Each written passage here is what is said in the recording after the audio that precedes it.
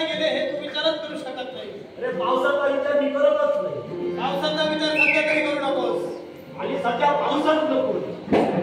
पाऊस जर तुला नको असेल तर तू हे करत होतास काय ते पहिल्यांदा मला सांग. तुला दिसत नव्हतं, तुझे डोळे फुटले होते. आता माझे डोळे फुटले होते की शाबूत होते याचा विचार तू करू नकोस.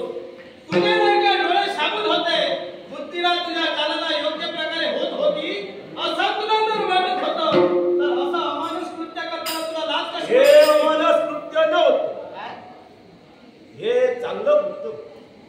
कसं ते मला पटवून दे. कसं ते म्हणजे हे चांगलं कृत्य कसं होतं? एक पुरुष आणि एक स्त्री या एकांत स्त्री काय करते?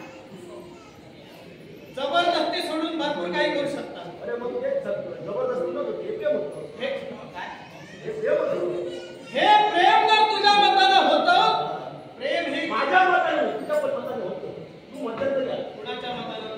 तिथं पण मत होतं, तू मध्यंतरी आला. नेमका तू आहेस कोण आणि कुणाचं मत कुणाशी जोडतोय याचा विचार तू परिपूर्ण कर आधी. मी पूर्णपणे विचार करूनच बोलतो. कोण आहेस तू? मी साम्राट तू ज्या ठिकाणी उभा आहेस ना हे संपूर्ण दिसणार अरण्य. या अरण्याचा राजा हा ब्रह्मराक्षस विसरतोय बाबा रे. हे अरण्य तुझं म्हणतोय पण हे तुझं अरण्य आमच्या नगरीत येतं म्हटलं लक्षात ठेव. माझा मार्ग रोखणार आहेस. एकच या अयोध्या नगरीचा रूपदंड ज्यानं आपल्या हाती घातला तो राजकर्ता राजा सत्यविजय तुझ्या नेत्राला समोर उभा आहे. अरे सत्यविजय आलास. तुझ्या आज्ञेनं मी इथं आलो नाही. तुझ्या आज्ञेनं मी जाणार नाही.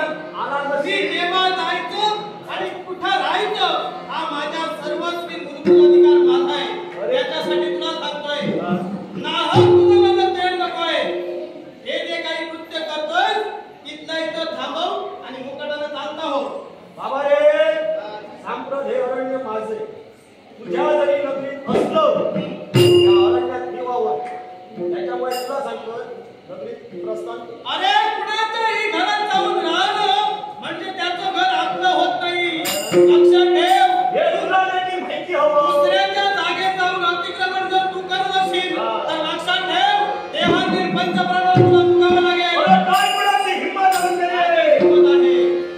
राजा जर तुला तुझे प्राण प्रिय असतील अजून एक जीवनात संधी देतोय.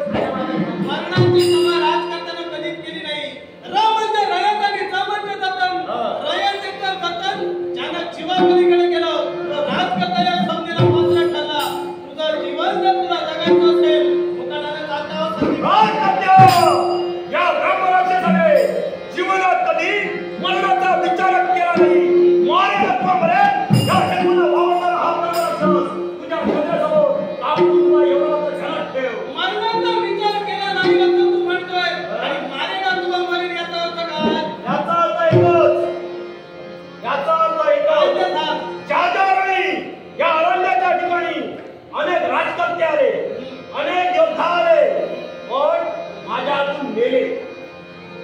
त्यांचं मांस रक्त हाडं सगळं काही तुझं जर तसं होऊ नये असं तुला वाटत असेल आल्या मागे चालतं. बाबा रे भविष्याच्या उन्हाळ्यात कोण कुठं रहस्य थांबवलंय हे तू सांगू शकत नाही. तुझ्या हातून जर का माझा मृत्यू असेल आता त्याचा स्वर्गाची पायरी चढेल. पण लक्षात ठेव जोपर्यंत जिवंत आहे तुझ्यासारख्या दुष्ट शक्तीला जगू देणार नाही.